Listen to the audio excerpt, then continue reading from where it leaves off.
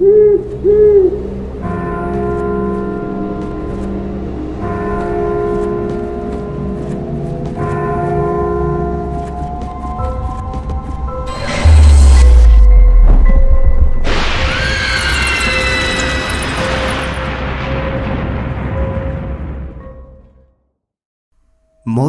ধূমপান ও মাদক সেবন স্বাস্থ্যের পক্ষে ক্ষতিকারক। হঠাৎ সন্ধ্যেতে আমরা বিভিন্ন ধরনের গল্প প্রচার করে থাকি, অলৌকিক, গোয়েন্দা, তন্ত্রমন্ত্র ইত্যাদি। অলৌকিক গল্পের আবহে আমরা দেখেছি সেখানে তন্ত্রমন্ত্র, ঝাড়ফুঁক, কালা জাদু ইত্যাদির ব্যবহার হয়ে থাকে। লেখক তার গল্পের রোমাঞ্চকর আবহ সৃষ্টির জন্যই এইগুলির ব্যবহার করে থাকে। হঠাৎ সন্ধ্যে কোনো কুসংস্কারকে প্রশ্রয় দেয় না। আমাদের সমস্ত শ্রোতা বন্ধুদের কাছে নিবেদন, অনুগ্রহ করে গল্প শোনার আনন্দে এই গল্পগুলি গ্রহণ করুন। তারানাথ তান্ত্রিক লোকমুখে জনপ্রিয় এই নামে সৃষ্টি হয় 1940 সালে বিভূতিভূষণ বন্দ্যোপাধ্যায়ের হাত ধরে। তবে তিনি এই চরিত্রটি সমন্বিত দুটি ছোট গল্প লিখেছিলেন এবং এই গল্প দুটির মাধ্যমে তারানাথের তান্ত্রিক জীবনের সূচনা হয়। বিভূতিভূষণের মৃত্যুর পরে তার পুত্র তারাদাস বন্দ্যোপাধ্যায় স্মৃতির গহীন থেকে তুলে আনেন তারানাথকে। তার লিখনে রূপ পায় বাংলার সংস্কৃতির শিকড়ে থেকে যাওয়া এক অজানা ভুবন। তারানাথ চরিত্রটি বিপুল জনপ্রিয়তা পেতে শুরু করে। এই চরিত্রকে নিয়ে লেখা সমস্ত গল্পগুলি অলৌকিক, অস্বাভাবিক, রহস্য এবং জাদু বাস্তবতার উপর ভিত্তি করেই হয়ে থাকে। হঠাৎ সন্ধ্যেতে পূর্বেও আপনারা তারানাথ তান্ত্রিকের গল্প শুনেছেন। আজ আপনাদের ভালোবাসায় আবার ফিরেছে তারানাথ। আজ আপনি শুনবেন বিভূতিভূষণ বন্দ্যোপাধ্যায় ও তারাদাস বন্দ্যোপাধ্যায়ের অমর সৃষ্টি তারানাথ চরিত্রকে ঘিরে তারানাথ তান্ত্রিক ফ্যান ফিকশন, তারানাথ তান্ত্রিক ও রায় বাড়ির বউরানী। আজকের গল্প পাঠে গল্পের সূত্রধর আমি সৌরভ। গল্পটির কলমে সুরজিৎ ঘোষ। প্রধান চরিত্রে তারানাথ ও সত্যবতী। শুরু হচ্ছে আজকের বিশেষ নিবেদন, তারানাথ তান্ত্রিকের গল্প তারানাথ তান্ত্রিক ও রায় বাড়ির বউরানী।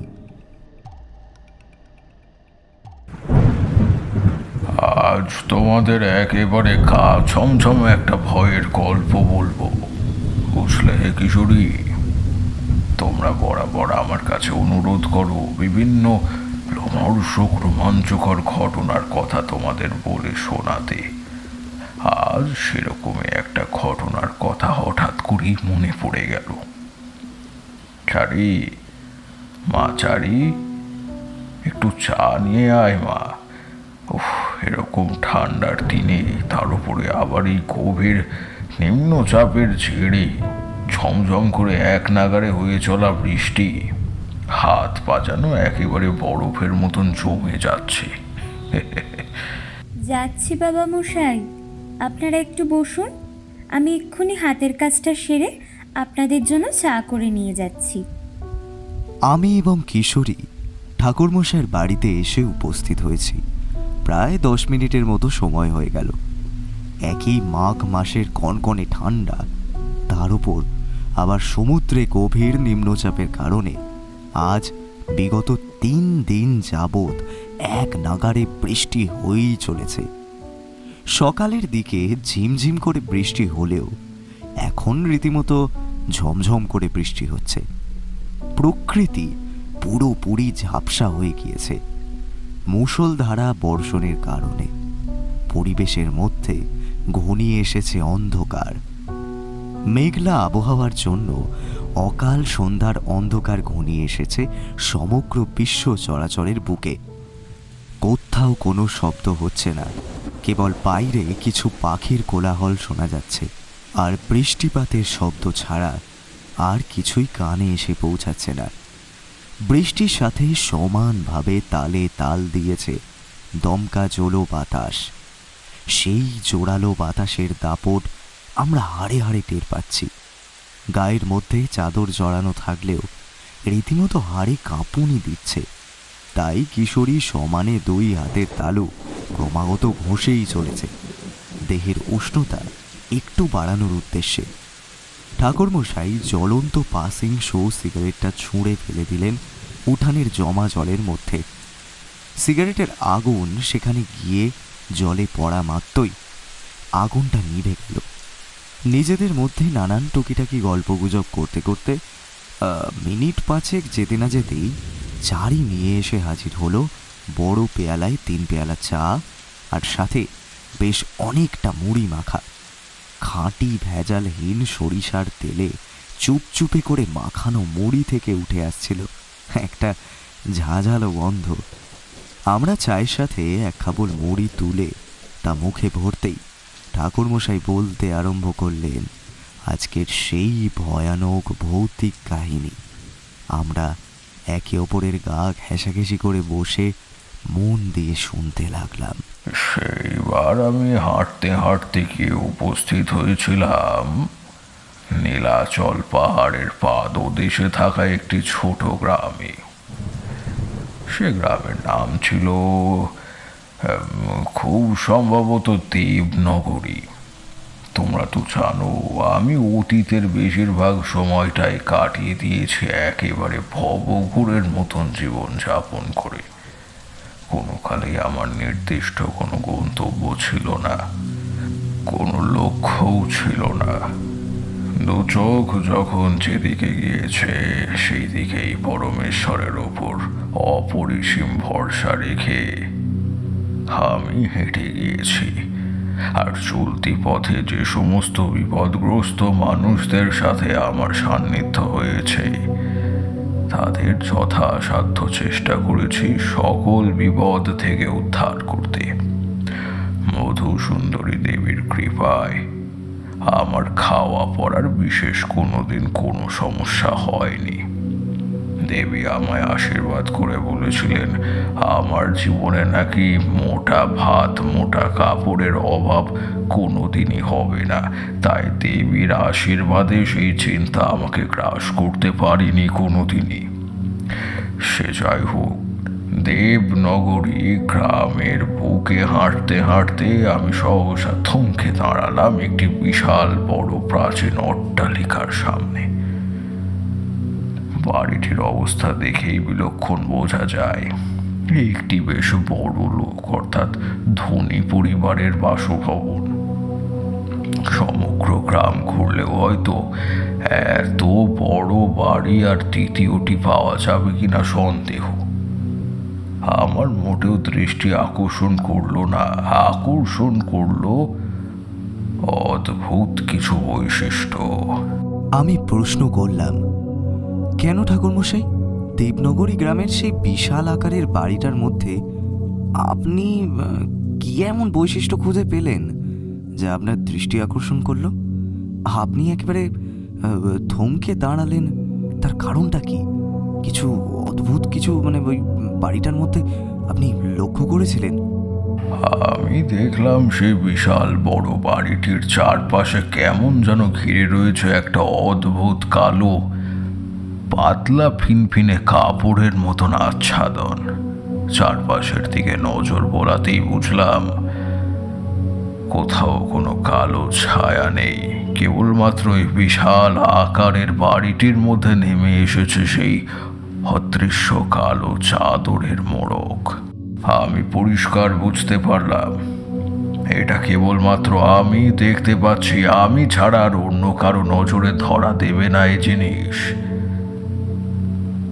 খুব সূক্ষ্মভাবে বাড়িটির চারপাশ পর্যবেক্ষণ করতেই আমার নজর কাড়ল সেখানকার মাটির মধ্যে থাকা শুকনো ঘাসেদের দল। সমগ্র তল্লাটের সবুজ কচি নরম ঘাস যেন কোনো অজানা কারণে জ্বলে পুড়ে একেবারে কালচে বর্ণ ধারণ করেছে। দু চোখ বন্ধ করে বাতাসের মধ্যে লম্বা ঘ্রাণ নিতেই বুঝতে পারলাম এটা খুব বাজে গন্ধ ছড়িয়ে রয়েছে সেই বিশাল আকার বাড়িটির চারপাশে।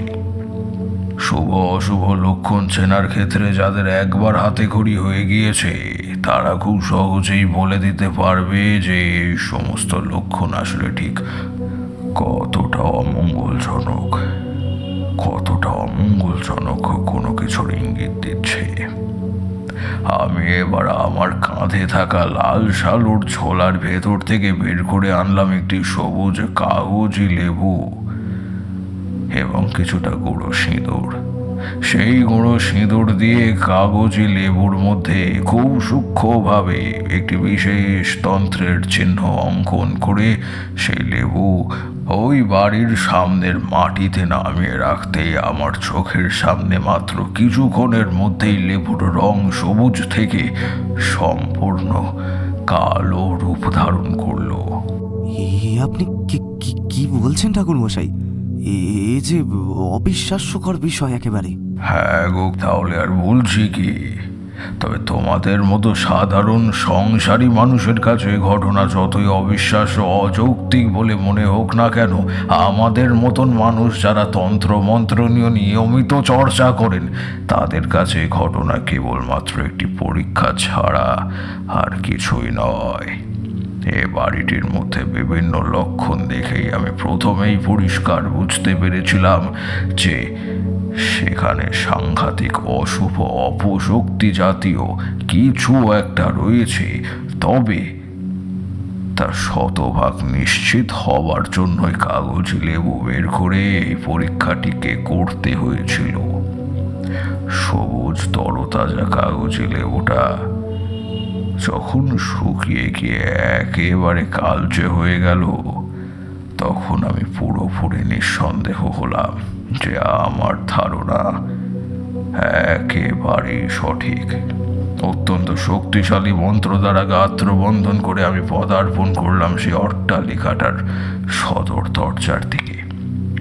অট্টালিকাটার বিশাল বড় মেহগনি কাঠের বন্ধ দরজার সামনে টোকা মারতেই ঘরের দরজা খুলে বাইরে বেরিয়ে এলেন একজন বয়স্ক মহিলা। কাকে চাই? আপনাকে তো ঠিক চিনতে পারলাম না, আপনি কে? ঘরের ভেতর থেকে যে বয়স্ক মহিলা বেরিয়ে এলেন তাকে দেখেই আমি বুঝতে পারলাম তিনি বর্তমানে ভীষণ রকম চিন্তার মধ্যে রয়েছেন এবং খুব সম্ভবত হয়তো বেশ কয়েকটি রাত সম্পূর্ণ বিনিদ্র অবস্থায় তিনি কাটিয়ে দিয়েছেন, যার কারণে তার গাত্রবর্ণ উজ্জ্বল হলেও দু চোখের তলা কালচে হয়ে গিয়েছে। আমি 2 হাত নমস্কারের ভঙ্গিতে জড়ো করে সামান্য মৃদু সৌজন্যমূলক হাসি হেসে বললাম, আগে নমস্কার, আমার নাম তারানাথ চক্রবর্তী। আমি একজন ভবঘুরে সাধক মানুষ, বিভিন্ন জায়গায় জায়গায় ঘুরে ঘুরে বেড়ানোই আমার কাজ। আজই আপনাদের গ্রামে এসে উপস্থিত হয়েছি। যেতে যেতে আপনাদের বাড়িটি চোখে পড়ল। সত্যি কথা বলতে বেশ কিছুটা খিদেই পেয়েছে আর তার সাথে তৃষ্ণাও পেয়েছে। যদি একটু অন্ন জলের ব্যবস্থা করেন তাহলে বড় কৃতজ্ঞ হই। আমি আসল কথাটি গোপন করতে বাধ্য হলাম। তাছাড়া আমার কাছে আর অন্য কোনো উপায় ছিল না। ওভাবে প্রথমেই কি আর বলতে পারি না যে আমি পরিষ্কার বুঝতে পারছি আপনাদের বাড়িতে সাংঘাতিক রকমের কোনো অশুভ শক্তির আগমন ঘটেছে, আর সেই জন্যই আপনাদের বাড়ির দোরগোড়ায় এসে উপস্থিত হয়েছি আমি সেই বিপদ থেকে আপনাদের রক্ষা করার জন্য। তাহলে তারা নির্ঘাত আমাকে ভণ্ড না হলে কোনো ধূর্তধড়িবাজ অসৎ ব্যক্তি বলে সন্দেহ করত, তাই আমাকে এই মিথ্যার আশ্রয় নিতেই হলো। পরিষ্কার বুঝতে পারলাম বৃদ্ধার মুখে কেমন যেন একটা অস্বস্তির ভাব নেমে এলো। আমার এই প্রস্তাবে মনে হলো এই কয়েকদিন ধরে যেন তাদের বাড়ির নিদারুণ অস্বাভাবিক কিছু ঘটনা ঘটছে, যা তারা কিছুতেই বাইরের মানুষের কাছে প্রকাশ করতে চাইছে না। যদিও তেমনটাই খুব স্বাভাবিক এক বিষয়। কেউ বা নিজের বাড়ির অতিলৌকিক কোনো বিপদের কথা ঠেড়া পিটিয়ে লোক জানাজানি করতে চায়, কিন্তু তবুও আমি হয়তো একজন ব্রাহ্মণ মানুষ বলে এক্ষেত্রে তিনি আমাকে বাড়ির অন্দরমহলে যাবার অনুমতি দিলেন। আসুন, ভিতরে আসুন। আপনি এখানেই বসুন, আমি ভেতর থেকে আপনার জন্য কিছু খাবার নিয়ে আসছি। দয়া করে আমাকে আপনি আজ্ঞে করে সম্বোধন করবেন না। আমি আপনার থেকে বয়সে অনেকটাই ছোট, প্রায় আপনার সন্তানের সমতুল্য, তাই তুমি করেই বললে বেশি খুশি হব। আচ্ছা আচ্ছা, তাই হবে বাবা, তুমি একটু বসো, আমি এই যাব আর এই আসবো। এ কথা বলে বৃদ্ধ চলে গেলেন রান্নাঘরের দিকে। আমি নিখুঁতভাবে পর্যবেক্ষণ করতে লাগলাম সমস্ত বাড়ির অন্দরমহল। বারবার আমার দুই চোখ খুঁজতে লাগলো অস্বাভাবিক কোনো কিছু দেখা যায় কিনা। এবারের অন্দরমহলে প্রবেশ করার পেছনে আমার যে আসল উদ্দেশ্য রয়েছে, সেই উদ্দেশ্য সাধন করার জন্য আমি অত্যন্ত ব্যস্ত হয়ে উঠলাম। অল্প কিছুটা সময়ের মধ্যেই সেই বৃদ্ধা ফিরে এলেন। তার দুই হাতে দুটি বিশাল আকারের বগিওয়ালা কাঁসার থালা। আমার সামনে সেই থালা নামিয়ে রাখতেই আমি দেখলাম সেখানে অনেক ফল, মিষ্টি, লুচি, পুরি আর কত কি যেন রয়েছে। রান্নাঘরের ভেতর থেকে খুব সম্ভবত একটি কাজের মেয়ে এসে আমার উদ্দেশ্যে তালপাতার পাখার বাতাস করতে লাগলো। আমি গৃহকর্ত্রীর উদ্দেশ্যে বললাম, ওরে বাবা, একসাথে এত কিছু খেতে পারবো না যে। আপনি যদি এই খাবারের বেশিরভাগটাই তুলিয়ে রাখেন তাহলে ভালো হয় খুব। সে কি বাবা, এই তো বললে তোমার ভীষণ খিদে তৃষ্ণা পেয়েছে, আর এখন বলছো এই সামান্য খাবারটাও খেতে পারবে না? আরে পারবে পারবে, তোমাদের মতো জোয়ান ছেলেরা তো এই বয়সে অনায়াসেই খেতে পারে। আচ্ছা বেশ, ঠিক আছে, তুমি খাও। তুমি যদি একান্ত খেতে না পারো তখন না হয় আমরা এই পরিবারের সদস্যরা তোমার ওই উচ্ছিষ্ট প্রসাদ হিসেবেই গ্রহণ করব। সত্যি তো, ব্রাহ্মণ ভোজনের ভাগ্য কি আর সচরাচর মেলে? আমি খেতে খেতে বৃদ্ধার উদ্দেশ্যে বললাম, আচ্ছা, আপনাদের এই পরিবার হচ্ছে কোনো সম্ভ্রান্ত বনেদি পরিবার, তাই না? এত বড় বৃহৎ আকারের অট্টালিকা এই গ্রামে আমার নজরে এখনো পর্যন্ত তো আর একটুও পড়েনি। আমার কথা এইবার এতক্ষণে যেন বৃদ্ধার ঠোঁটে একটু হলেও হাসির আভা ফুটে উঠল। তার মুখমণ্ডল জুড়ে ছড়িয়ে পড়ল এক নিদারুণ গৌরবের ভাব। তিনি বেশ আনন্দের সাথে কইলেন, হ্যাঁ বাবা, তুমি একেবারে ঠিকই আন্দাজ করেছ। আমাদের পরিবার শুধুমাত্র এই গ্রামেই নয়, সমগ্র তল্লাটের মধ্যে একমাত্র সম্ভ্রান্ত বনেদি পরিবার।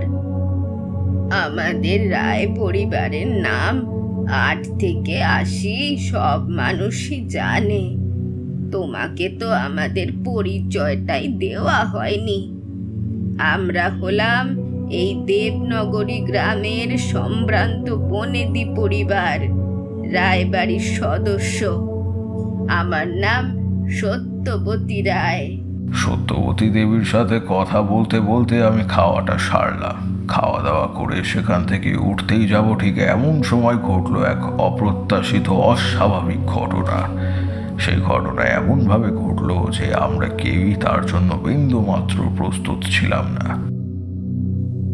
আমি ঠাকুরমশাইয়ের দিকে তাকিয়ে আবার প্রশ্ন করলাম, কেন ঠাকুরমশাই, কি এমন ঘটনা ঘটলো যার জন্য আপনি এরকম বলছেন? আমার প্রশ্ন শুনে ঠাকুরমশাইয়ের দুই চোখের মধ্যে লকলকে বিষাক্ত সাপের মতো একটা ভয় আর একটা আতঙ্ক খেলা করল। তিনি এমনভাবে সামনের দিকে তাকিয়েছিলেন যেন তার দুই চোখের সামনে ফুটে উঠছে সেই ভয়ানক দৃশ্য। ঠাকুরমশাই থমথমে গলায় বলতে লাগলেন, তার স্বরে এক বিকট চিৎকার করে ঘরের ভেতর থেকে বেরিয়ে এলো একজন রমণী। তোমাদের আমি ভাষায় বলে বোঝাতে পারবো না কিশোরী।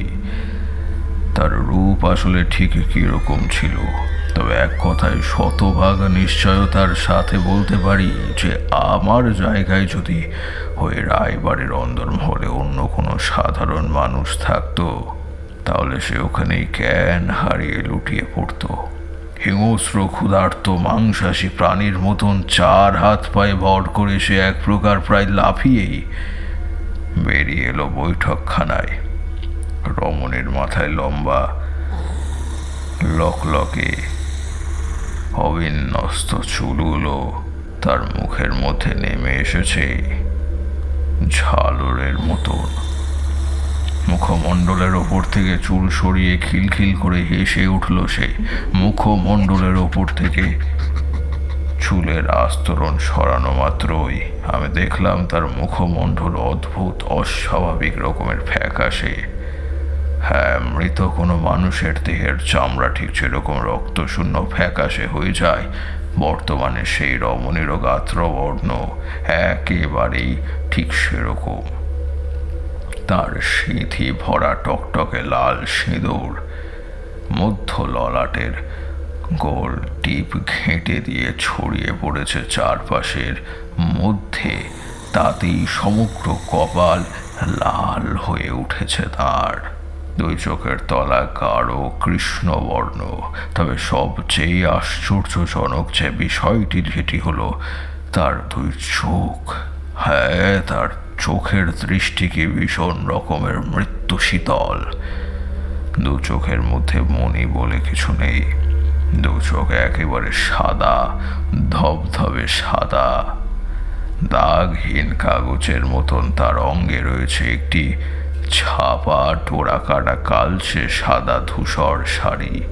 বিকৃতভাবে সেই রমণী তাপিয়ে বেড়াতে আরম্ভ করলো আর খলখল করে হাসতে হাসতে বলল, ছাড়বো না, ছাড়বো না, আমি কাউকে ছাড়বো না। কেউ আমার হাত থেকে রক্ষা পাবে না। সবকিছু তছনছ করে দেবো আমি। যতক্ষণ না সবকিছু ধ্বংস করে দিচ্ছি ততক্ষণ পর্যন্ত আমার শান্তি নেই। সত্যবতী দেবী অত্যন্ত উত্তেজিত হয়ে বলে উঠলেন, এ কি করলে? বকুলের ঘরের দরজা খুলে দিলে। এবার কি হবে? বাড়িতে তো কোনো পুরুষ মানুষও নেই। রামচরণ এখন বাইরে গিয়েছে। এবার আমি একলা মেয়ে মানুষ হয়ে বকুলটাকে সামলাবো কি করে?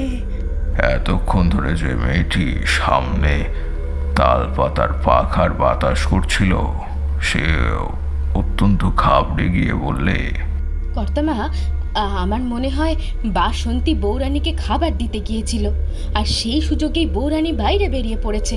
উফ, এই বাসন্তীটাকে নিয়ে আর কিছুতেই পারা যায় না।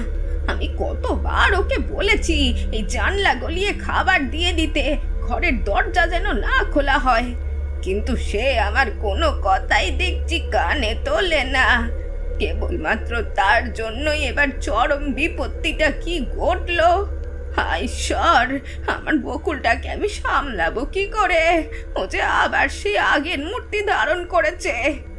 রায়বাড়ির সেই রমণী সেখানে উপস্থিত সকলকে ভীষণ রকমের চমকে দিয়ে দেওয়ালের মধ্যে টাঙানো বিশাল বড় লম্বা কাপড়ের পর্দা ধরে ঝুলে টিকটিকির মতন 4 হাত পায়ে হেঁটে সে উঠে গেল সোজা বাড়ির একেবারে ছাদে।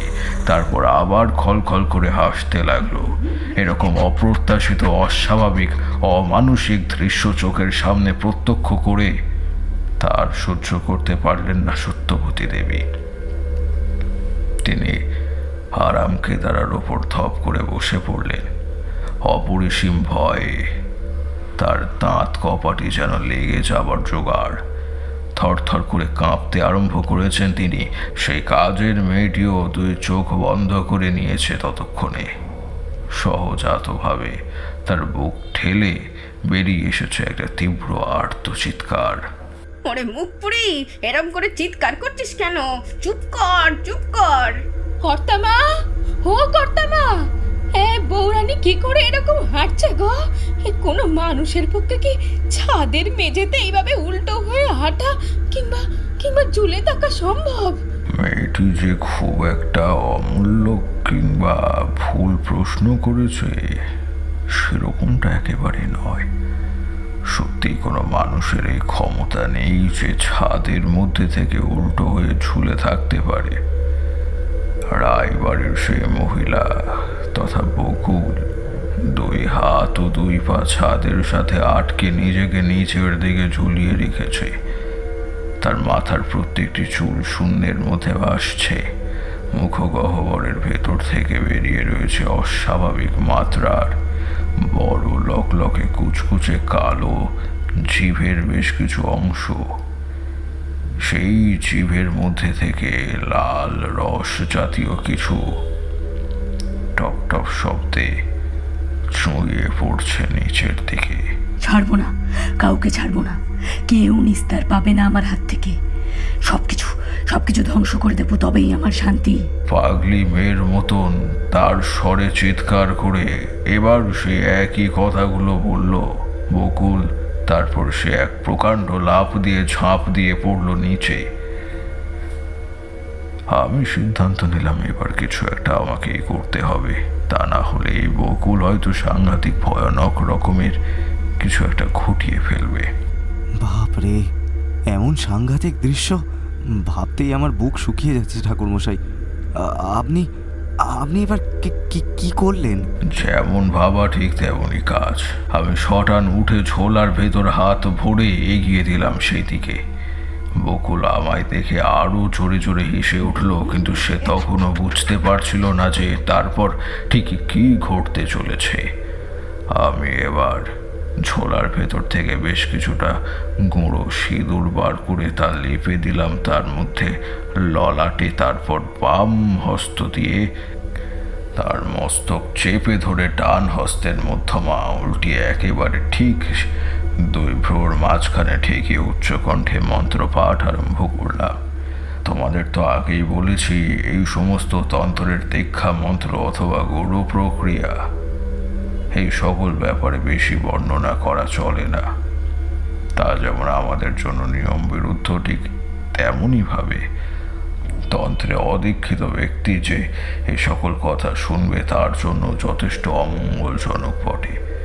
তাই সেই মন্ত্রের ব্যাপারে তোমাদের খুলসা করে কোনো কিছুই বললাম না। আমি যতই মন্ত্র পড়তে লাগলাম ততই সেই বকুল আরো জোরে জোরে চিৎকার করতে লাগলো এবং আপ্রাণভাবে চেষ্টা করলো আমাদের হাত থেকে নিজেকে মুক্ত করার। কিন্তু আমিও এত সহজে ছেড়ে দেওয়ার মানুষ নই। ধীরে ধীরে সে এক সময় নিস্তেজ হয়ে জ্ঞান হারিয়ে লুটিয়ে পড়ল মেঝের ওপর। আমি কপালের ঘাম মুছে সত্যবতী দেবীর উদ্দেশ্যে বললাম, সত্যবতী দেবী, আপাতত আর কোনো চিন্তা নেই, তবে ভয় পাবেন না। শুধুমাত্র জ্ঞানই হারিয়েছে। আপনি কে বাড়ির ভেতরে নিয়ে যাওয়ার ব্যবস্থা করুন। আমার দিকে মন্ত্রমুগ্ধের মতন হতবাক দৃষ্টিতে তাকিয়েছিলেন সত্যবতী দেবী। তার মুখের সমস্ত বাক শক্তি যেন সাময়িক সময়ের জন্য উধাও হয়ে গিয়েছিল। বেশ কিছুটা সময় পর তিনি পুনরায় স্বাভাবিক হয়ে বললেন, তুমি কে বাবা? এরকম ভাবে বকুলকে নিয়ন্ত্রণের মধ্যে আনলে এটা তো মোটেই স্বাভাবিক কাজ নয়। তা সকলের পক্ষে করাও তো সম্ভব না। তোমার আসল পরিচয়টা বলো তো, দয়া করে। আমার কাছে কিছু গোপন করো না। এমনিতেই আমার পরিবারে কয়েকদিন ধরে যা ঘটে চলেছে তা নিয়ে আমি বড় চিন্তিত আর বিধ্বস্ত। বাবা, ও বাবা, বলো না গো, তুমি কে?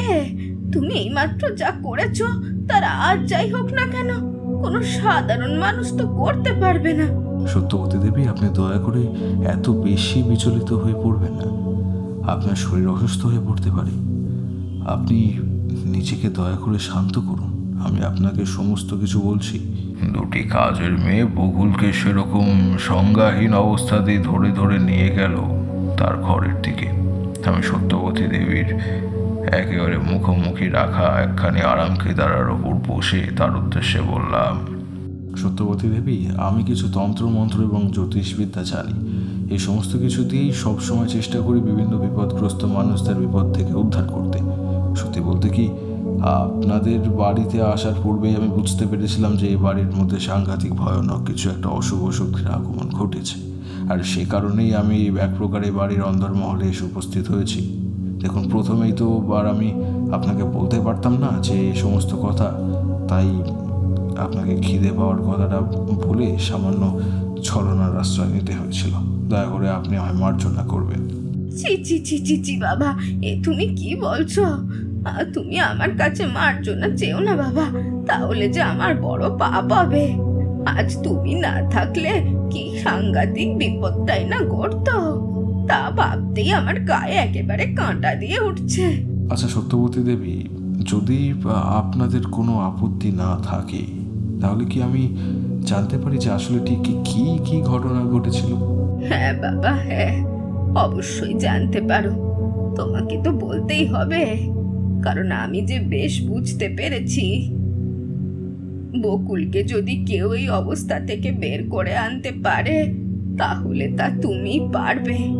তুমি ছাড়া অন্য কারোর পক্ষে এ কাজ সম্ভব নয়। এই কয়েকদিনে তো আর নেহাত কম কিছু চেষ্টা করলাম না, কোনো কিছুতেই তো কোনো লাভ হলো না। যাকে তুমি খানিকক্ষণ আগেও দেখলে না, তার নাম বকুল। সে আমার একটা মাত্র ছেলের বউ। মাত্র কিছু মাস আগেই আমি বকুলকে পছন্দ করে আমার ছেলের সাথে বিয়ে দিয়ে এই পরিবারে বউ করে আনি। ওই যে কথায় বলে না, রূপে লক্ষ্মী গুণে সরস্বতী, বকুলও ছিল একেবারে ঠিক তাই। জানো, সব ঠিকঠাকই চলছিল, কিন্তু হঠাৎ করে আজ থেকে 7 দিন আগে ঘটলো এই সর্বনাশা বিপত্তি। আমি অধিক কৌতূহলের সাথে সত্যবতী দেবীর উদ্দেশ্যে প্রশ্ন করলাম, কেন সত্যবতী দেবী? আজ থেকে ঠিক 7 দিন আগে কি এমন ঘটলো যার কারণে একটা সুস্থ স্বাভাবিক মেয়ে এরকমভাবে বদলে গেল রাতারাতি? সত্যবতী দেবী পাশে রাখা পান পাত্রের ঢাকনাটা নামিয়ে সবটুকু জল ঢকঢক করে গলাধঃকরণ করলেন। তারপর জোরে জোরে বার কতক নিঃশ্বাস নিয়ে নিচু গলায় ভীষণ রকম ভয়ে ভয়ে বলতে শুরু করলেন, বাবা তারানাথ, আমাদের এই রায়বাড়ির একেবারে ঈশান কোণ বরাবর একটা বিশাল বড় বাঁশ ঝাড় আছে। আজ থেকে অনেক বছর আগে যখন আমি প্রথমে এই বাড়িতে বউ হয়ে আসি, তখন আমার শাশুড়ি মা আমায় কাছে ডেকে বলেছিলেন আমি যেন কখনো কোনো অবস্থাতেই সন্ধ্যার অন্ধকার নামার পর ওদিকে না যাই। এ বিশাল রায়বাড়ির যে সমস্ত কক্ষের জানালা দিয়ে ঈশান কোণের অভিশপ্ত বাঁশঝাড় দেখা যায়, সকলে বলে ওদিককার বাতাস নাকি ভয়ানক অশুভ। আমি আমার শাশুড়ি মায়ের কথা শুনে তো অবাক হয়েছিলাম, সাথে মনের মধ্যে ভীষণ কৌতূহল হয়েছিল। হঠাৎ করে এইরকম একটা নিষেধাজ্ঞার পেছনে প্রকৃত কি কারণ থাকতে পারে সে বিষয়ে জানতে উদ্গ্রীব হয়ে উঠি, কিন্তু সেই সময় আমার শাশুড়িকে কোনো প্রশ্নই করতে পারিনি। বুঝতেই তো পারছো, তখনকার দিনে নতুন বউদের এত প্রশ্ন করা যেত না। পরবর্তীতে ধীরে ধীরে জানতে পেরেছি ওই বাঁশঝাড়ের মধ্যে নাকি এমন কোনো কিছুর বাস যা সাধারণ মানুষের জন্য একেবারেই ভালো বা কল্যাণকর নয়। রাত বিরেতে তাদের নাম নাকি গুণা করে মুখে নিতে নেই। পরিষ্কার বাংলা ভাষায় বলতে গেলে ওই ঈশান কোণের বাঁশঝাড় একেবারে অভিশপ্ত ভৌতিক। রাতের অন্ধকারে তো বহু দূরের কথা, দিনে দুপুরেও খটখটে আলোতে মানুষজন পা রাখে না ওদিকে। কুকুর, বিড়াল, ছাগল, গরু, মোষ কেউই যায় না। আমার ছেলে রামচরণের সাথে বকুলের বিয়ে দিয়ে বকুলকে এই বাড়িতে বউ করে নিয়ে আসার পরে আমি সমস্ত কিছু খোলসা করে বলি, কিন্তু তখন আমি বুঝতে পারিনি যে বকুল এই সমস্ত ঘটনার সত্যতা যাচাই করার জন্য সেদিন গভীর রাতে ওরকম এলোকেশি অবস্থায় ঘরের বাইরে সকলের অজান্তেই ওরকম চলে যাবে, ওই ঈশান কোণের দিকে হাঁটা লাগাবে। উফ, সেই রাতের কথা ভাবতে আমার গায়ে যেন একেবারে কাঁটা দিয়ে ওঠে। যে কাজ আজ অবধি কেউ করেনি তা করার দুঃসাহস বকুল দেখায়। সে নিজেও জানতো না এতে তার কত বড় বিপদ হতে পারে।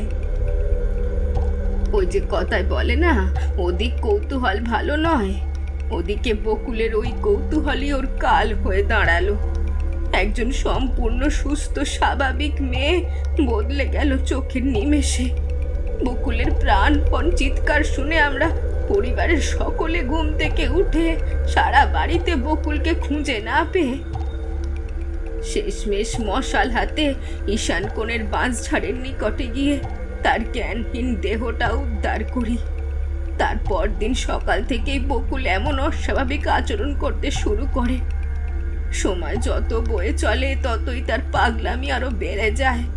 সে এমন এমন কাজ করে যা করার কথা আমরা কল্পনাতেও ভাবতে পারি না।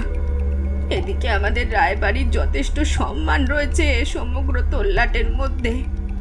নতুন বইয়ের এরকম আচরণ, এটা যদি 5 কান হয় তাহলে আমাদের এই সম্মান আভিজাত্য সবকিছু একেবারে ধুলোয় মিশে যাবে এক নিমেষে।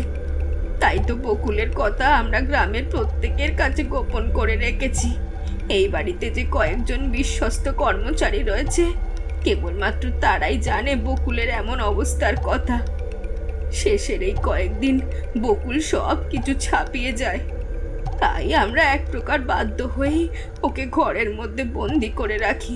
আচ্ছা বেশ, ঠিক আছে সত্যবতী দেবী, আপনার সমস্ত কথাই তো আমি মনোযোগ সহকারেই শুনলাম। এবার আপনি আমাকে একবার আপনাদের বাড়ির বাইরে সেই ঈশান কোণের দিকে নিয়ে চলুন।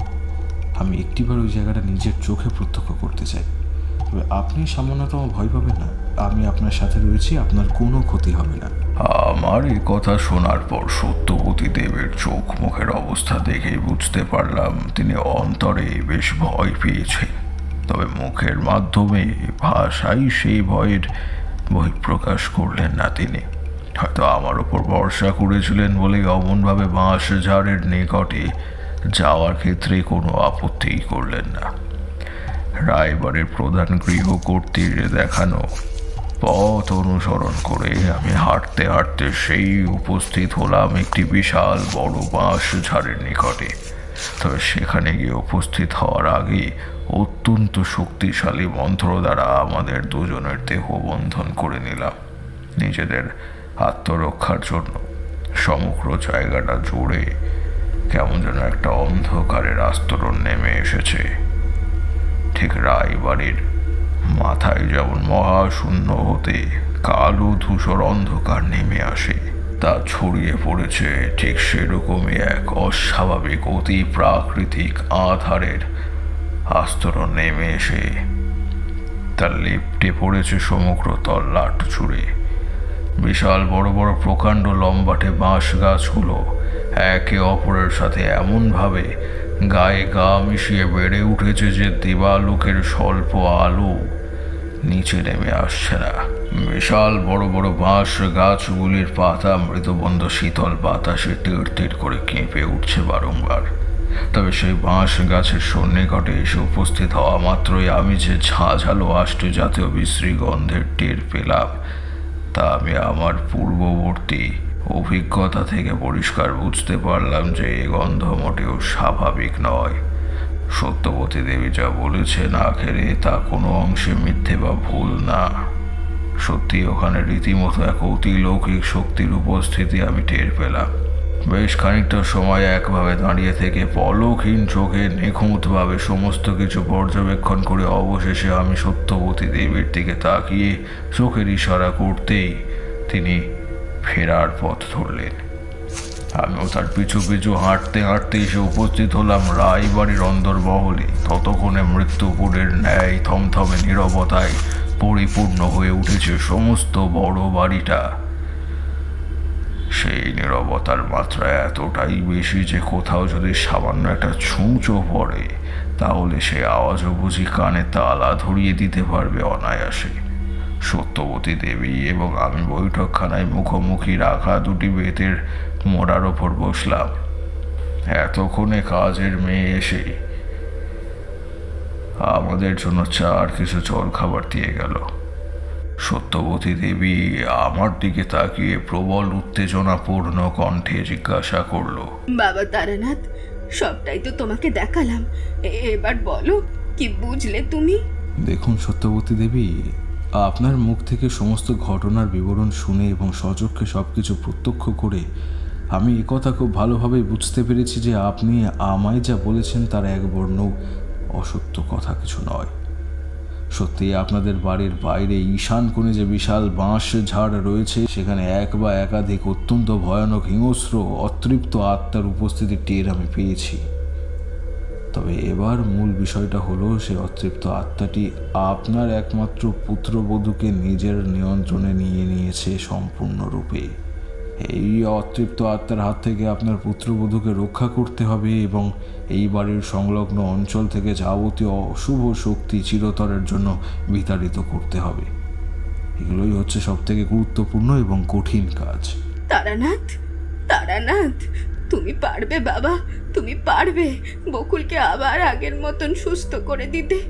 সত্যি কথা বলতে কি, বকুল এরকম অবস্থা আমি আর আমার ছেলে রামচরণ আমরা কেউই একেবারে মেনে নিতে পারছি না। দু চোখ ভরা শত শত স্বপ্ন আর বুক ভরা হাজারো আশা নিয়ে এই বাড়ির বউ করে এনেছিলাম, কিন্তু কোথা থেকে যে কি ঘটে গেল বাবা। আহা সত্যবতী দেবী, আপনি এখনই এতটা ভেঙে পড়লে তো চলবে না। নিজের মনকে শক্ত করুন। বিপদের সময় একেবারেই দুর্বল হয়ে পড়তে নেই যে, বরং কঠিন হতে হয়। তা না হলে বিপদের মোকাবেলা করবেনটা কি করে? আমি আপনাকে কথা দিচ্ছি, আমি আমার সবটুকু শক্তি দিয়ে চেষ্টা করব আপনাদের রায়বাড়ির নতুন বউ বকুলকে পূর্বের অবস্থায় আমি ফিরিয়ে দেব। তবে এক্ষেত্রে আপনাকে সাহায্য কিন্তু করতে হবে। হ্যাঁ বাবা, বলো না, বলো আমি তোমাকে কিভাবে সাহায্য করতে পারি। দেখুন সত্যবতী দেবী, আমি আগামীকাল মধ্যরাতের বিশেষ প্রহরে এক শুভতিথি যোগ আরম্ভ হলে আপনাদের এই রায়বাড়ির মধ্যে একটি তন্ত্রক্রিয়া এবং যজ্ঞে বসব। সেই যজ্ঞের জন্য প্রয়োজনীয় সমস্ত কিছু আপনি আনিয়ে দেওয়ার ব্যবস্থা করুন এবং আপনিও আপনার পুত্রকে কাল সর্বক্ষণ আমার সঙ্গে উপস্থিত থাকতে হবে। আর হ্যাঁ, আর একটা কথা, আপনাদের এই রায়বাড়ির মধ্যে যতক্ষণ মানুষ রয়েছে তাদের প্রত্যেককে আপনি কাল ছুটি দিয়ে দিন, কারণ সেই যজ্ঞের সময় এমন এমন কিছু ঘটনা ঘটবে যা যত লোক সমাজের সম্মুখে কম আসে ততই মঙ্গল। তুমি কোনো চিন্তা করো না বাবা, তুমি ঠিক যেমনটা বলবে আমি তেমনটাই করব।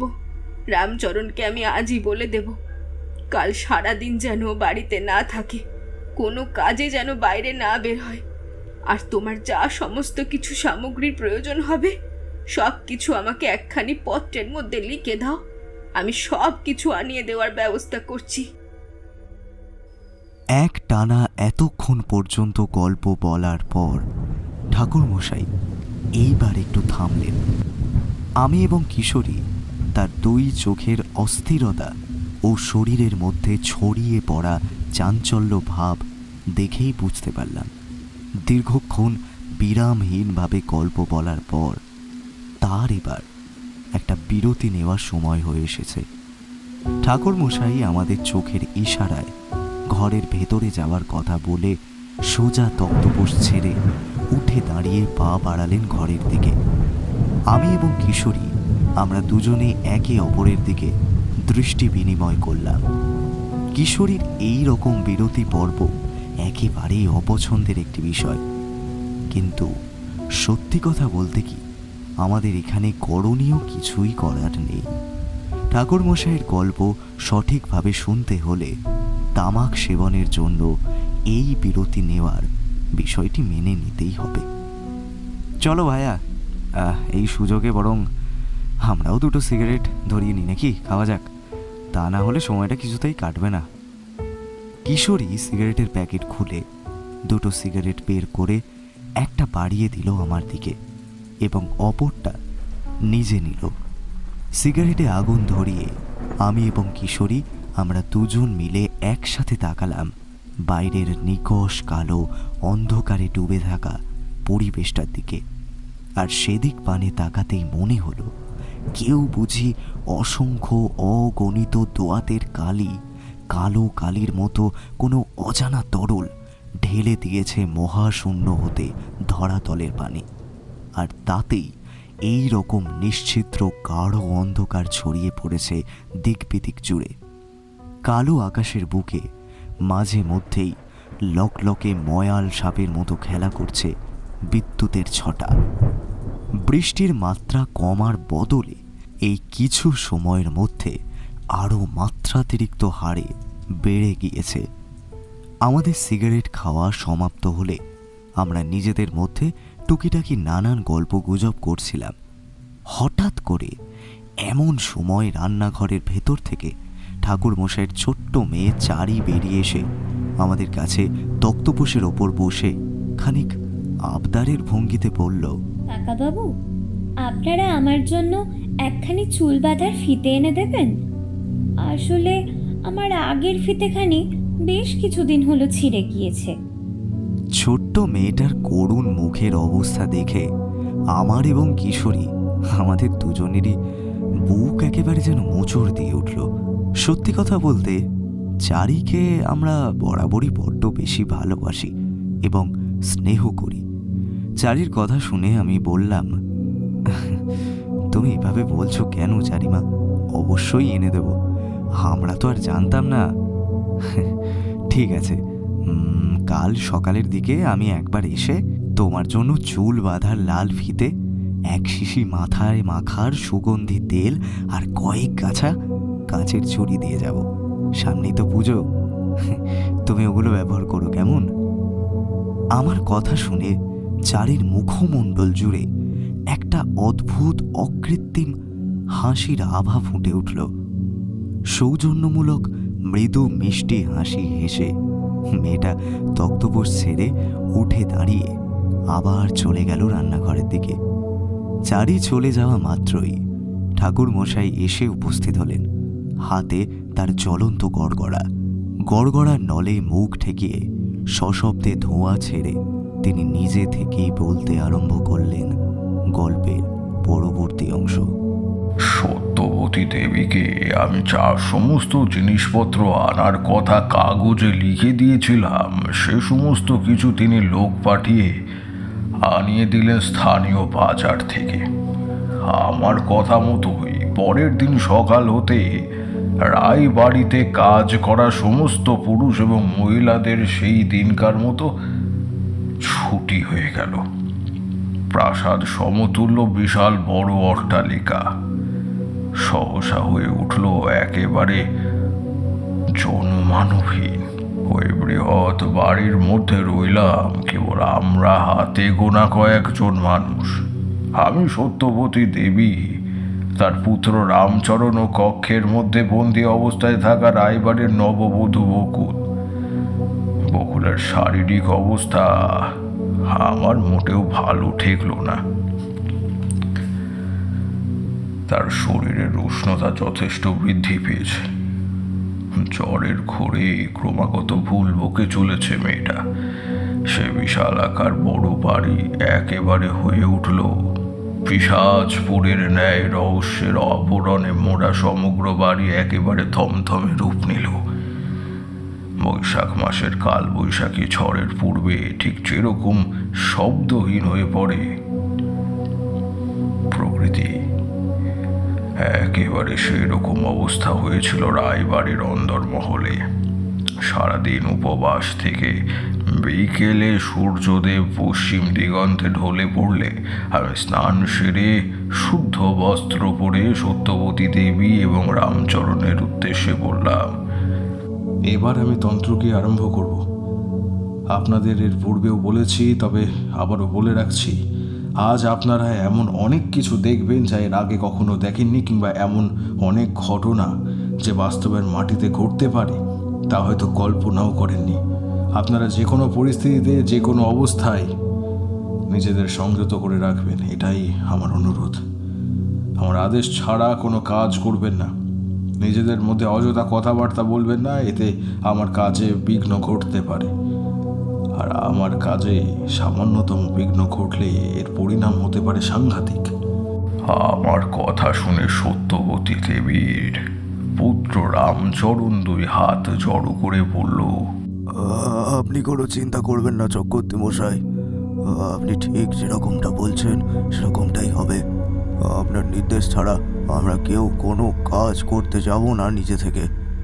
রামচরণের কথা শুনে আমি এবার পূর্ব থেকে প্রস্তুত করে রাখা দুটি বৃহৎ আকারের তাবিজ লাল সুতোর সঙ্গে বেঁধে দিলাম তাদের মা ও পুত্রের হাতে। বললাম, এগুলো কোনো সাধারণ তাবিজ নয়, এগুলো মহা শক্তিশালী রক্ষা কবচ। যতক্ষণ না আজকের এই যজ্ঞ সমাপ্ত হচ্ছে তারা যেন রক্ষা কবচ কোনোভাবেই না খুলে ফেলে। এরপরে আমি আমার পরমেশ্বর কাল ভৈরব এবং মধু সুন্দরী দেবীর উদ্দেশ্যে প্রণাম জানিয়ে আমাদের প্রত্যেকের গাত্রবন্ধন করলাম।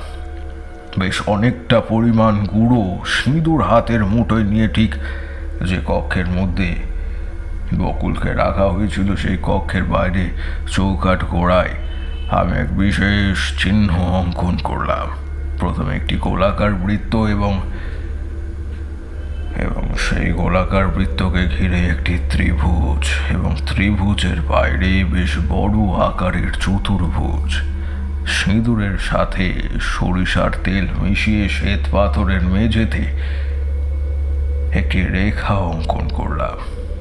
তেল সিঁদুরের সরু রেখা লম্বা হয়ে এসে মিশল আমার যজ্ঞবেদীর স্থানে। যাবতীয় উপকরণ সমস্ত কিছুই হাতের নাগালে সাজিয়ে নিয়েছিলাম। এবার যজ্ঞকার সুনির্দিষ্ট পদ্ধতিতে একে একে সাজিয়ে অগ্নি দেবতার উদ্দেশ্যে প্রণাম জানিয়ে শুকনো পাট কাঠিতে আগুন ধরিয়ে যজ্ঞের কাঠে আগুন জ্বালালাম। বদ্ধ ঘরের বাতাসের মধ্যে ছড়িয়ে পড়ল এক অতীব সুন্দর গন্ধ। আমি বৈদিক ভাষায় মন্ত্রপাঠ আরম্ভ করলাম আর তার মধ্যে ঘিয়ের আহুতি দিতে লাগলাম সেই জ্বলন্ত আগুনের লেলিহান শিখার মধ্যে। আমি এবং কিশোরী বিহুবল নয়নে তাকিয়ে মন্ত্রমুগ্ধের মতো শুনছিলাম ঠাকুর মশাইয়ের বলা বর্ণনা। আচমকা কড়কড় শব্দে কাছে পিঠে কোথাও বজ্রপাত ঘটল। বিদ্যুতের সাদা আলোর ঝলকানিতে আমরা দুই হাত দিয়ে কান চাপা দিলাম আর তার সাথে সাথেই কানে তালা ধরানো ভীষণ শব্দ হলো। ঠাকুর মশাই গল্প বলা থামালেন না। তিনি বলতে থাকলেন, নানান ধরনের মন্ত্রপাঠ এবং উপাচার ক্রিয়া করতে করতে কতখানি সময় যে বয়ে গেল সেই হিসেব আমি দিতে পারবো না।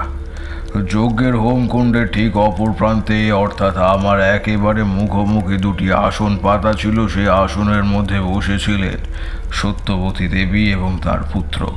নিজ স্থানে তারা উভয়ই বসে রইল এবং সেই মহাযজ্ঞের যাবতীয় ক্রিয়াকলাপ দেখতে থাকলো।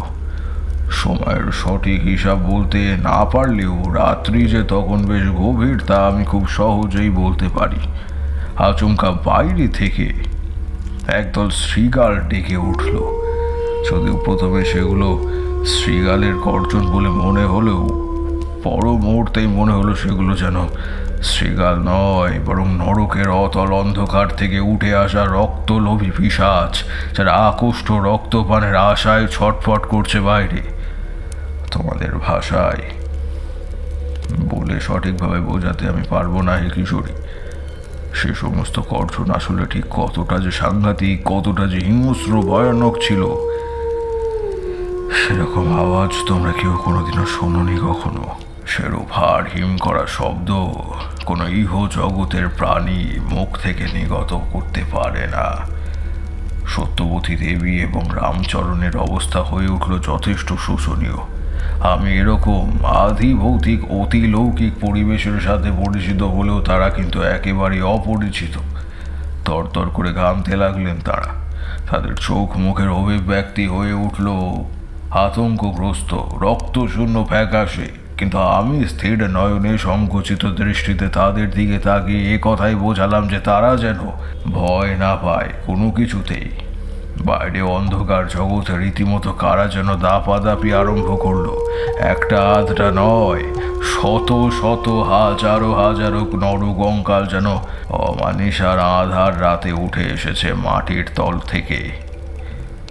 তারা বুঝি নিজেদের হাড়ে খড়াখড় শব্দ তুলে পাগলের ন্যায় নৃত্য আরম্ভ করেছে। ঈশান কোণ বরাবর থাকা বাঁশ ঝাড়গুলো একে অপরের সাথে গায়ে গা ঘষে এক অদ্ভুত ঘর্ষণজনিত আওয়াজের সৃষ্টি করেছে। সেই বাঁশ ঝাড়ের মধ্যে থেকে কারা যেন খিলখিল করে অট্টহাসি হেসে উঠেছে।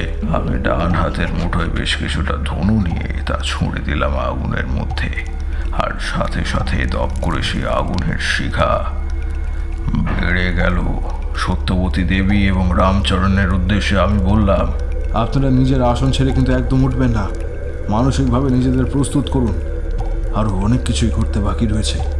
আমার মুখের কথা শেষ হবার পূর্বে রায়বাড়ির সমস্ত কাচের জানালা একসাথে অস্বাভাবিকভাবে ঝনঝন শব্দ করে ভেঙে গড়িয়ে পড়ল নিচের মেঝেতে।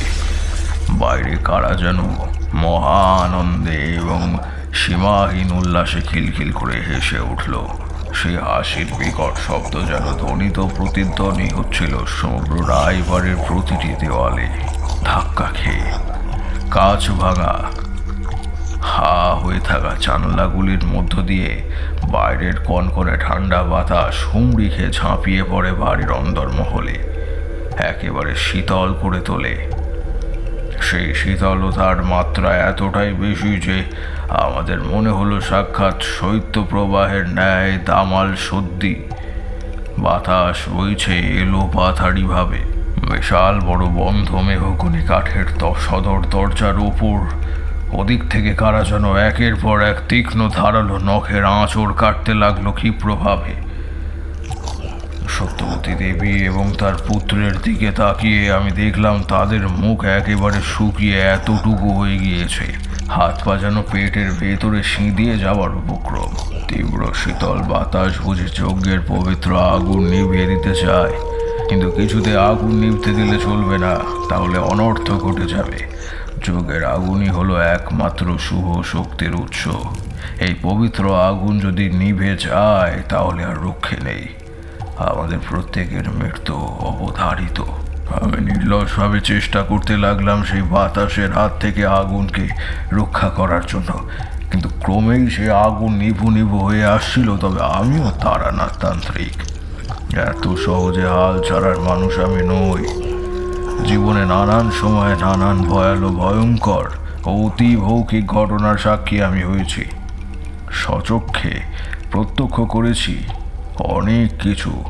তাই আমি মনের সবটুকু শক্তি একত্রিত করে মধুসুন্দরী দেবী এবং কাল ভৈরবকে স্মরণ করে সে আগুনের শিখা আরও জোরালোভাবে বাড়িয়ে তুললাম।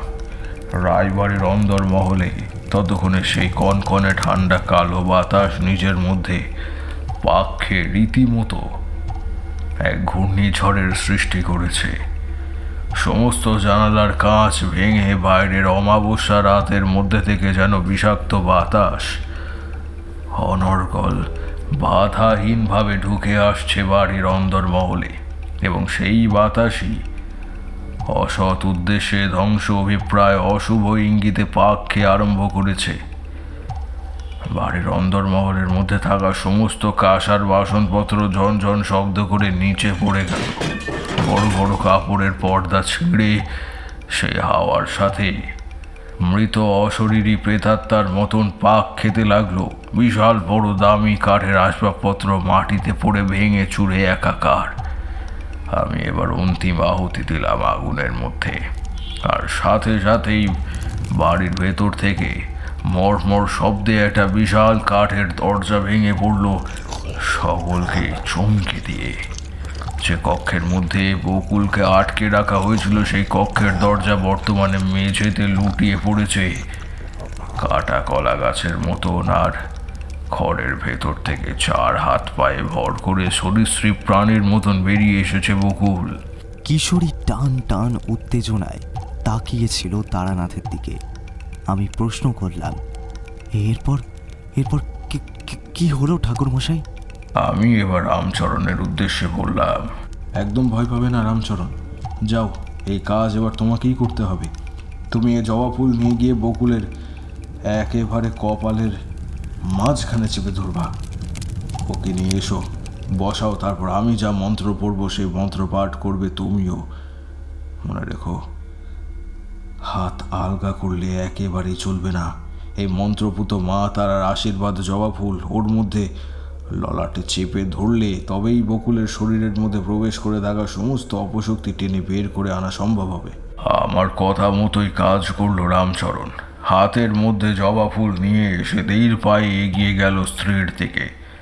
এক ঝটকায় বকুলের মধ্য ললাটে সে চেপে ধরল ওই আশীর্বাদী ফুল, আর সাথে সাথেই প্রাণপণে তীব্র যন্ত্রণায় চিৎকার করে উঠল মেয়েটা। গরম লোহার পাত্রে ঠান্ডা জলের ছিটে পড়লে ঠিক সেরকমটা হয়, চরবার করে ওঠে, ঠিক সেরকমই করে উঠল বকুলের গোটা শরীর। একটি মাত্র জবা ফুল যেন বকুলের সর্ব অঙ্গে ফোস্কার সৃষ্টি করলো। কোনো মানুষের শরীরে গরম লোহার শালাকা দিয়ে আঘাত করলে ঠিক যেরকমটা দগ্ধ পোড়া দাগের সৃষ্টি হয়, ঠিক সেরকমই কালো হয়ে উঠল তার শরীরের প্রতিটি অঙ্গ প্রত্যঙ্গ। রামচরণ কোনো রকমে বকুলকে নিয়ে এসে বসলো যথাস্থানে, কিন্তু তখনও তার সেই হুঙ্কার আর্তনাদ কোনোটাই থামেনি। পিশাচিনের মতন কর্কশ গলায় বকুল দাঁতে দাঁত চিবিয়ে বলল, আমাকে আমাকে আমাকে ছাড়ো, ছাড়ো বলছি। আমার ভীষণ ভীষণ কষ্ট হচ্ছে, ভীষণ কষ্ট হচ্ছে আমার। আমার কথা অনুযায়ী রামচরণ শক্ত হাতের মুঠোয় ধরে থাকলো সেই জবা ফুল।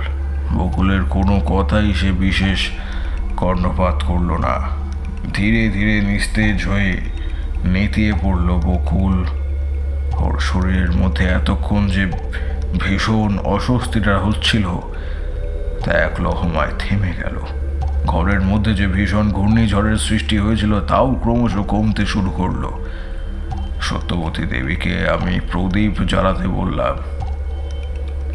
অসংখ্য অগণিত মৃৎ প্রদীপের উজ্জ্বল সোনালী আলোর শিখায় ঝলমল করে উঠল গোটা রায়বাড়ি।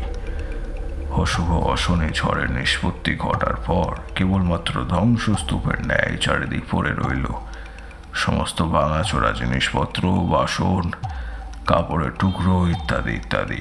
রামচরণের কোলের মধ্যে জ্ঞান হারিয়ে লুটিয়ে পড়েছিল বকুল। আমি বললাম, আর কোনো চিন্তা নেই বকুল, সম্পূর্ণ স্বাভাবিক হয়ে গিয়েছে। তবে হ্যাঁ, ওর শরীর কিন্তু এখন বড্ড দুর্বল। শারীরিকভাবে সম্পূর্ণ সুস্থ হতে গেলে বেশ কয়েকটা দিন ওকে একেবারে বিশ্রামের মধ্যে থাকতে হবে। সত্যবতী দেবী, আমি আমার কথা রেখেছি। আপনার একমাত্র পুত্রবধূকে আবার আগের অবস্থায় ফিরিয়ে দিয়েছি। শুধুমাত্র তাই নয়, আপনাদের বাড়ির বাইরে ওই বাঁশ গাছ যুগের পর যুগ ধরে যে সমস্ত অশুভ অতৃপ্ত আত্মাদের বাসভূমি হয়েছিল তা আজ নষ্ট হয়ে গিয়েছে। আমার যা কিছু করার ছিল সেই সকল কাজ ইতিমধ্যে সমাপ্ত হলো। সত্যবতী দেবী, এবার আপনি উঠতে পারেন। তোমাকে যে কি বলে ধন্যবাদ জানাবো বাবা। না না, ধন্যবাদ দিয়ে তোমায় আমি ছোট করতে চাই না। তুমি যেটা আজ আমাদের জন্য করলে, তোমার এই ঋণ আমি কোনোভাবেই শোধ করতে পারবো না বাবা। আমি সারা জীবন তোমার কাছে কৃতজ্ঞ হয়ে রইলাম গো বাবা, কৃতজ্ঞ হয়ে রইলাম। ছি ছি সত্যবতী দেবী, আপনি দয়া করে এইভাবে বলবেন না। ধন্যবাদ যদি কাউকে দিতে হয় তাহলে আপনারা বরং তা পরমেশ্বরকে দিন, কারণ তিনিই মঙ্গলময়, তিনিই আপনাদের সকল বিপদের হাত থেকে বাঁচিয়েছেন। এরপর আর কি, তোমরা তো জানোই প্রয়োজন ফুরিয়ে গেলে আমি আর সেই স্থানে থাকি না। সেই দিনেই আমি রায়বাড়ি ছেড়ে অজানার উদ্দেশ্যে আবারও হাঁটা লাগিয়েছিলাম। ঠাকুরমশাইয়ের গল্প বলা শেষ হলে আমি আর কিশোরী ছাতা মাথায় দিয়ে বেরিয়ে এলাম মঠ লেনের রাস্তায়। জমা জলের বুকে ধীরে ধীরে পা ফেলে আমরা হাঁটতে লাগলাম নিজ নিজ গন্তব্যের উদ্দেশ্যে। হঠাৎ সন্ধ্যেতে আজ আপনি শুনছিলেন তারানাথ তান্ত্রিকের ফ্যান ফিকশন তারানাথ তান্ত্রিক ও রায়বাড়ির বউরানী। তারানাথের চরিত্রে প্রীতম, আত্মার চরিত্রে বন্নিশা, চারির চরিত্রে কস্তুরী, সত্যবতী বুড়ির চরিত্রে বর্ণালী। গল্প পাঠ, গল্পের সূত্রধর, শব্দগ্রহণ ও ধ্বনি পরিকল্পনায় আমি সৌরভ, পোস্টার ডিজাইন কৃষ্ণেন্দু। শেষ হলো আজকের নিবেদন। সঙ্গে থাকুন, আবারও এক রোমাঞ্চকর গল্প নিয়ে ফিরছে হঠাৎ সন্ধে।